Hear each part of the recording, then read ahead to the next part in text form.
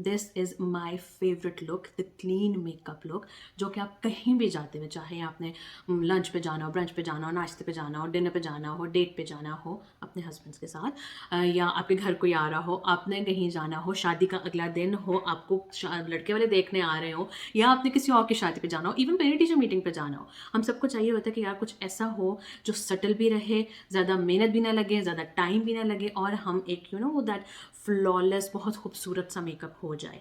और लाइव देखने में भी ये इतना स्टाइल हो, इतना शीक सा होता है कि अगला बंदा भी परेशान हो जाता है कि यार इसने कुछ किया हुआ है, लेकिन कैसे किया है कि लग रहा है कि नेचुरल ही ऐसा है। Getting my point? So I think without any further delay, let's get right into it and let's create this beautiful look together. No matter which makeup look you are going for, वो फिर neutral हो, soft glam हो, full glam हो, always spend good amount of time in prepping your skin. जितना अच्छा आप skin prep करेंगे, उतना ही आपका makeup आपकी skin पे अच्छा बैठेगा, उतने ही आपके dryness के और वो cakiness के, और जब आप कहते हो कि अच्छा foundation मेरी फट गई है इधर से, foundation separate होने के मसले नहीं होते बिल्कुल भी. आपकी स्किन बहुत हाइड्रेटेड रहती है, बहुत आपका नेचुरल स्किन लाइक मेकअप आपको नज़र आ. The first step is I will be using the peptide serum, ताकि मेरी स्किन जो है वो शदीद मॉइस्चराइज्ड रहे और मुझे कोई भी ड्राइनेस का इश्यू ना हो. इसको अपने पूरे फेस पे बड़े अच्छे तरीके से लगा लें. Whatever goes on your face goes on your neck as well. इस पेप्टाइड सीरम के बाद नेक्स्ट स्टेप मेरा is niacinamide serum, because I have visible pores over here, तो मुझे उसको कैटर करना है. मैं नाइसिनामाइड सीरम पूरे फेस पे लगाती हूँ क्योंकि मुझे थोड़ी बहुत रेडनेस रहती है because of the pimple breakout, तो उसको वो ज़रा नॉर्मल रखता है. प्लस सबसे बड़ी बात, niacinamide helps in boosting ceramide production, जो कि बहुत ज़रूरी है आपकी स्किन को हाइड्रेटेड मॉइस्चराइज्ड रखने में, आपका स्किन बैरियर इंटैक्ट रखने में, तो दैट इज़ रियली इंपॉर्टेंट. तो अब इवनली अपने पूरे फेस पे अप्लाई करने के बाद just press it in. Next step is I'll be using the moisturizer. This is Polypeptide Cream by Drunk Elephant.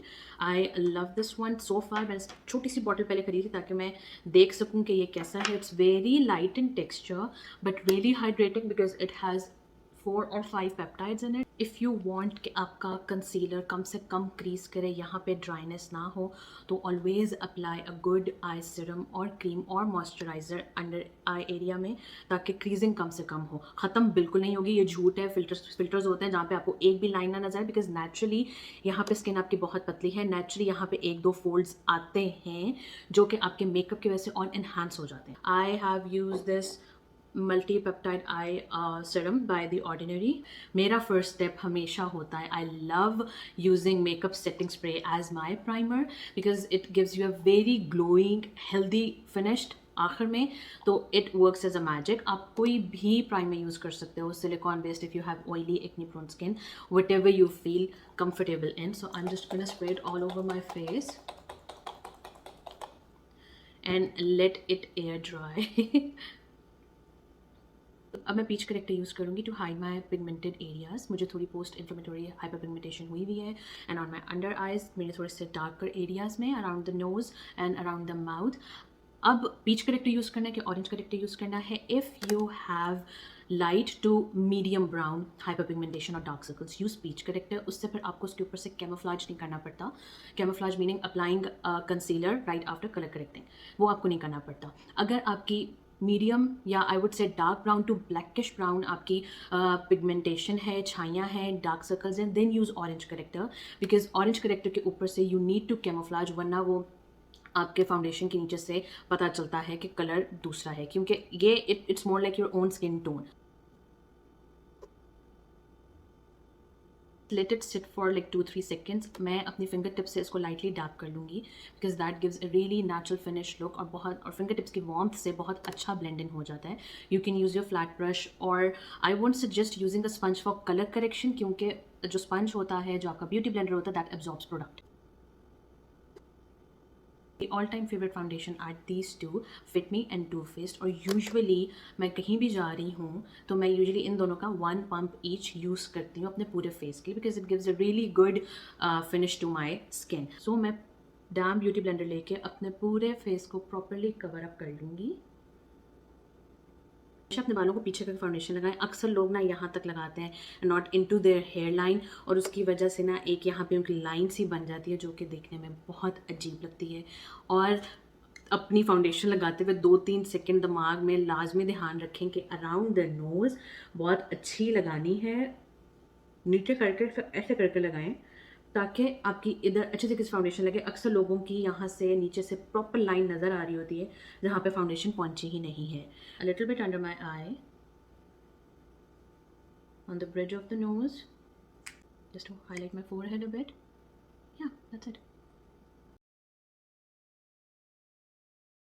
अब I'll use the HT Super Matte Loose Powder by Makeup Revolution. I love this one. ये इतना ज़बरदस्त है. I like it better than Fit Me Loose Powder अगर drug store की बात की जाए तो. This one is pretty good. और मैं अपने से प्रॉब्लमेटिक एरियाज पे लाइटली सा डस्ट करूँगी just to set it. ठीक है, पूरे फेस पे नहीं करना बिकॉज पूरे फेस पे मुझे थोड़ी बहुत ग्लो जो आ रहा है वो मैंने ख़त्म नहीं करना. So just dust off the excess और lightly dab it under your eye, around the nose. अगर आपको फाइन लाइन्स हैं तो थोड़ा सा उधर अपना कर लें. That is it. This is my problematic area जो बिल्कुल आपको सामने नज़र आता है. ठीक है, and it is better to keep your this portion. ठीक है, ये वाला जो आपका बनता है ना diamond shape, it is good to keep it matte if you have a broad face और ओवल और राउंड लाइक मी.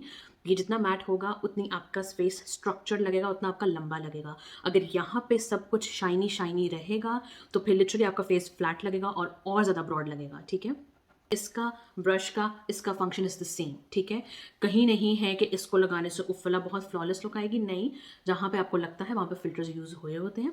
सब तीनों चीज़ों का एक ही है, बस अब जो चीज़ वायरल हो जाती है वो वायरल हो जाती है. तो I can use this one as well, लेकिन I prefer dusting it off जब मुझे बहुत लाइट कवरेज इस तरह की चाहिए होती है, which is like the normal me. ठीक है, you can tap it a little bit on your forehead. अगर आपको फोरहेड के दरमियान में फोरहेड शाइनी हो जाता है तो जस्ट टैप इट ऑफ जितना भी रह गया है इसके ऊपर. ठीक है, या दैट्स इट.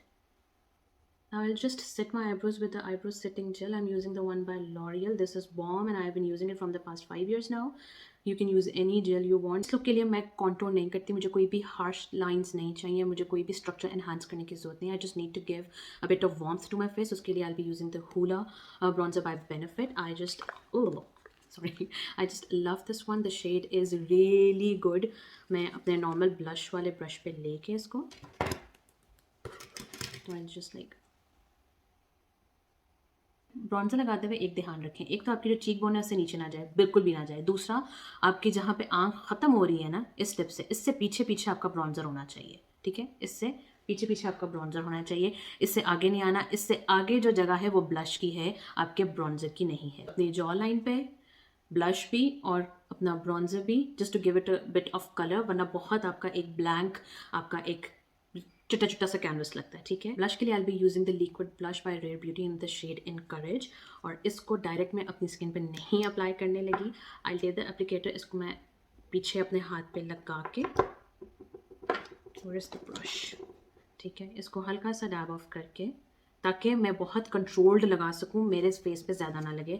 और यूजुअली लिक्विड ब्लश और cheek stains leave a mark behind, तो मैं लाइटली अपने ब्लश वाले ब्रश के साथ जो कि बहुत पफी सा होता है इस पे लेके I just dab it on my cheek. I love applying blush on my chin, on the tip of my nose, middle of the forehead and jaw line. See, मैंने दोबारा उसको डैब नहीं किया, जो रह गया हुआ है वो ही इनफ है to give my full face a bit of colour. Next step is highlighter and I love this one by Benefit Cosmetics. This one is cookie highlighter. ये pressed highlighter है, ये बिल्कुल भी इसकी पाउडरी फीलिंग नहीं है, मैं बस इसको मुका छोड़ी हूँ. But this is the best highlighter to exist honestly. Take थोड़ा सा, मतलब ज़्यादा सा, थोड़ा सा दरमियाना सा, अच्छा, ऑन द ब्रश, और सिर्फ अपने हाई पॉइंट्स पे I will lightly dab eyebrow के ऊपर, on the tip of my knows and on the bridge. अगर आपको अपना नाक थोड़ा सा ज़रा खड़ा खड़ा दिखाना है तो इन दोनों को कनेक्ट ना करें. There should be like a tip, a dot over here, और पीछे इन दोनों को आपस में कनेक्ट ना करें. लिप्स के ऊपर बो पर, अबे ऑन द चिन हल्का सा डस्ट करना है, और अपने आईब्रोज के नीचे. आँखों के लिए मैं मीडियम ब्राउन शेड यूज़ करूँगी। आपकी कोई भी जो न्यूट्रल पैलेट होती है उसमें 3 तरह के ब्राउन शेड्स होते ही होते हैं, ठीक है। I am using the one by Too Face, this is the natural nudes and I love this palette, so pigmented and so good. शीशा हम पीछे कर देते हैं ताकि नज़र ना आए कि खिला रहा क्या बचा है। The darkest one, the medium one and the lightest one, ठीक है। So I be using this one all over my lid.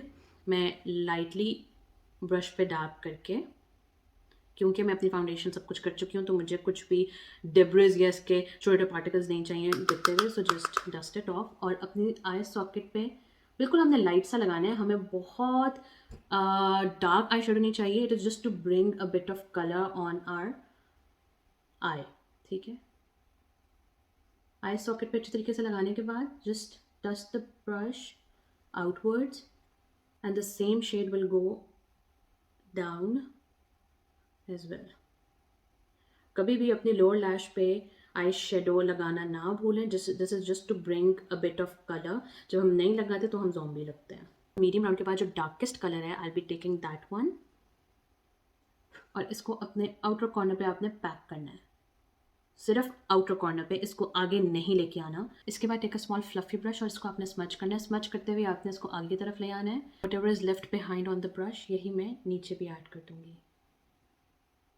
Darker brown colour corner में डालने का सिर्फ मकसद ये है कि हमारी आई को थोड़ी सी लिफ्टेड लुक मिले। I be using the shimmery pearl highlighter shade, ये मोर टूवर्ड्स शैम्पेन और डल गोल्ड के दरमियान का है। कॉपर नहीं चाहिए, पिंक नहीं चाहिए, सिल्वर नहीं चाहिए, just take it, dust it, हमें एक्सेस नहीं चाहिए। और इस पूरे ब्रश को बस हल्का सा अपने आईलेट के ऊपर फेर लो, just to give it a bit of shine. आपको लगता है कि आपके लैशेस कम है या लंबी नहीं है, यूज़ फॉल्जीज इस लुक के लिए जो लाइटेस्ट अवेलेबल होगी आपके पास वो यूज़ कर लेना।